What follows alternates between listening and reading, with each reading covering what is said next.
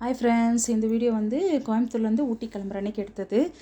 பாத்திரம்லாம் கழுவி வச்சு வீடெல்லாம் க்ளீன் பண்ணிட்டு நாங்கள் கிளம்பிட்டோம். கிளம்பி நேராக ஃபஸ்ட்டு ஸ்ரீகிருஷ்ணா ஸ்வீட்ஸ் போயிட்டு கொஞ்சம் ஸ்வீட்ஸு, நம்கின்னு, அப்புறம் வந்து பருப்பு பொடி எல்லாம் வாங்கிட்டு பாப்பா கொரியர் அனுப்பலாம் அப்படின்னு சொல்லிட்டு வாங்கிட்டு நேராக அங்கேருந்து போத்தீஸ் போயிட்டோம்.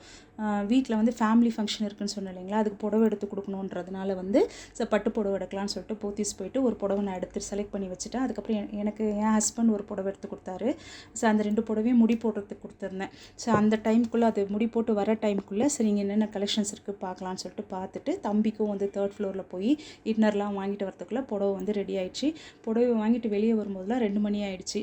சரி சாப்பிட்றலாம் ஃபஸ்ட்டு அப்படின்னு சொல்லிட்டு கோயம்புத்தூர் வேணாம், கொஞ்சம் அவுட்டரில் போய் சாப்பிட்லாம் அப்படின்னு சொல்லிட்டு இந்த ஹோட்டலுக்கு வந்தோம் சாப்பிட்றதுக்கு. நான் வந்து சிக்கன் பிரியாணி ஆர்டர் பண்ணேன், தம்பி வந்து நான்வெஜ் மீல்ஸு, சைட் டிஷ் வந்து நாட்டுக்கோழி மசாலாவும் ட்ராகன் சிக்கனும் ஆர்டர் பண்ணோம். என் ஹஸ்பண்ட் வந்து வெறும் வெஜ்ஜு மீல்ஸ் தான் ஆர்டர் பண்ணார்.